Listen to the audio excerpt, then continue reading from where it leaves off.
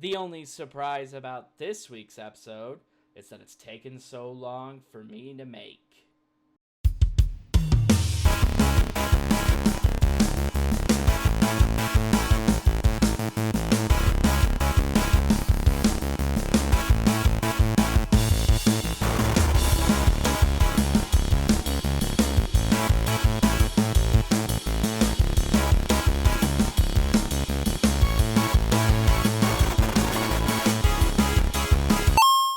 Consider for a moment Star Wars.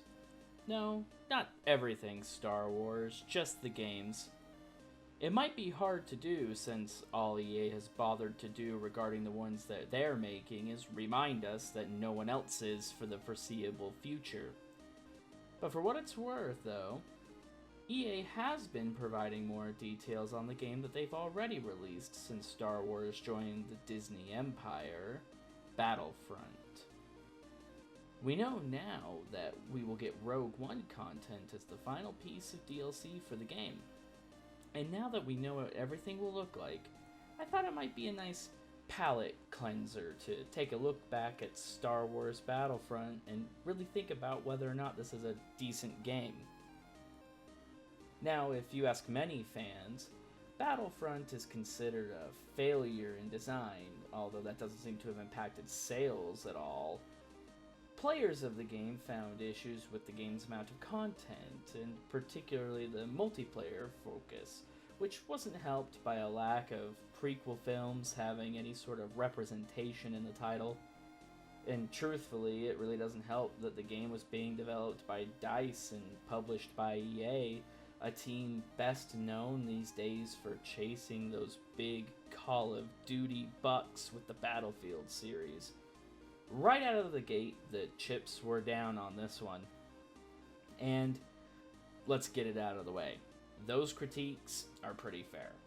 The fact that the first thing out of the gate with the Disney purchase was the closure of LucasArts and the handing of the game reins over to the company that's won worst company in the world multiple times, without so much as a concept to show the audience, wasn't a great move. It's obvious as to why. EA had already gotten Old Republic going, and LucasArts had previously had a decent relationship going with them long before any of these things happened. Even so, it would have been nice to have something to show for this deal first, as good footage can easily turn fan anger back around. And as for the issue of prequel movie content, this is something that I actually don't mind myself, though not the reason you think. Think about the build-up to The Force Awakens. The very first thing anyone saw of the film was the construction of the physical sets and costumes and effects. Now, I promise you, this wasn't done to save money. Instead, this was intended to send a message. The rage that Star Wars fans had and the jokes being told by the less passionate, they had been heard. Look! Practical effects! The original cast! Hey, JJ wanted to kill Jar Jar. Isn't that funny? The mission of post-Disney Lucasfilm was clear. They wanted to earn back older fan goodwill.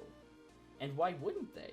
It's a formula that's helped to turn the Marvel films into the single most powerful force in entertainment. Now that being said, it was clear from the outset that this needed to be extended everywhere in the Empire.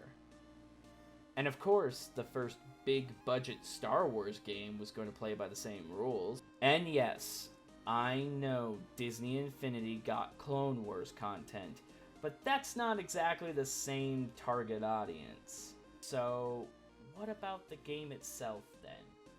Is it really that bad? Well, while many would say the game is missing content, and admittedly there aren't a lot of maps, they are huge, and there's a lot of modes, and there are all kinds of games that get away with this already. Why does everybody focus on this and think that it's so... Oh yeah! This! Look, how on earth are you supposed to convince people that you've got enough content when you have a freaking season pass section in the main menu, huh? What about this thing down here that lets you bypass all the unlock tiers for weapons and things when you designated the thing to be stingy with the experience and credits to buy things?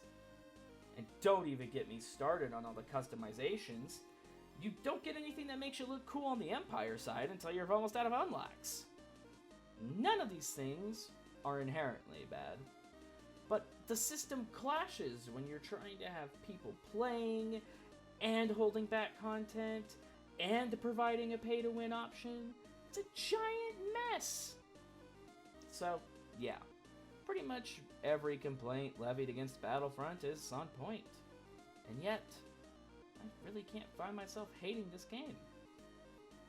Obviously, a part of it is because I'm a sucker for Star Wars, and Battlefront looks and feels so much like living in that world. I mean, yeah, I was pretty sold right out of the gate when I found out that everything was going to be based on the original models from the original films. As a Star Wars nerd, that spoke to me. In fact, the ability of Battlefront to put a spin on Star Wars differently is what I love about the whole series. This is going to be an unpopular opinion, I'm sure. My favorite one is the original Battlefront. And the new Battlefront reminds me quite a bit of that one. Yes, I know there's no space battles like it is in Battlefront 2. But believe it or not, there's not a lot of space battles in a lot of Star Wars games. Do you want to know why? Because while it's called Star Wars, it's really about lightsabers. And Star Wars games love putting in lightsabers, including into Battlefront 2.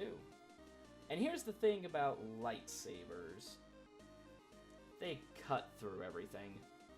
And great stories can be told about characters and lightsabers. See The Force Awakens. They don't really help in an infantry game. And it's not just these types of games either.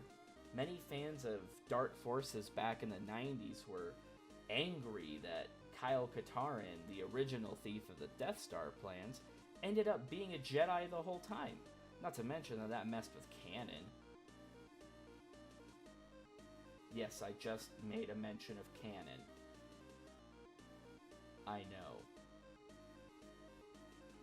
Anyway, the magic of the original Battlefront was its ability to cut out the mythos of Star Wars and have, well, a Star War.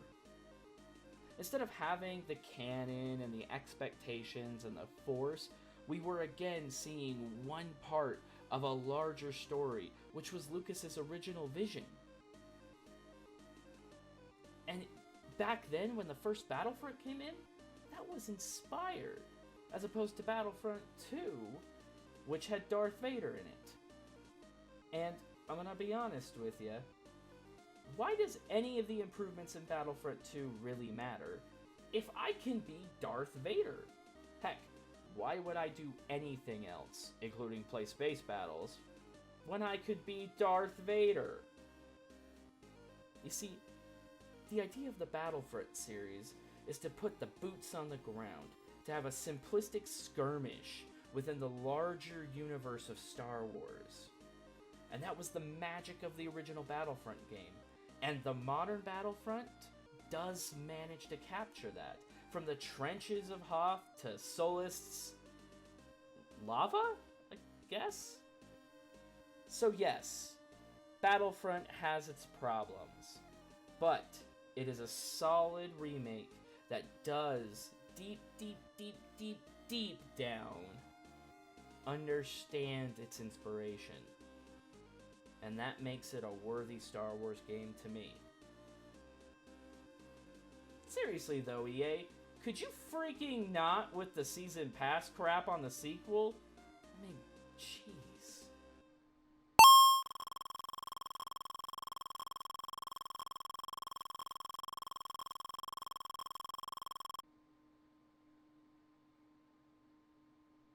Now, some of you might have expected this episode to maybe be about Milo Yiannopoulos, who was finally banned from Twitter for being a terrible person, basically.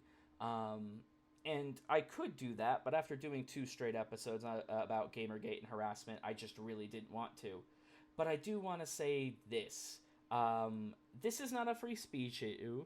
Milo continually broke the rules, made people's lives miserable, and the Constitution doesn't guarantee him a Twitter account or a verification check mark for that matter. So, bye-bye.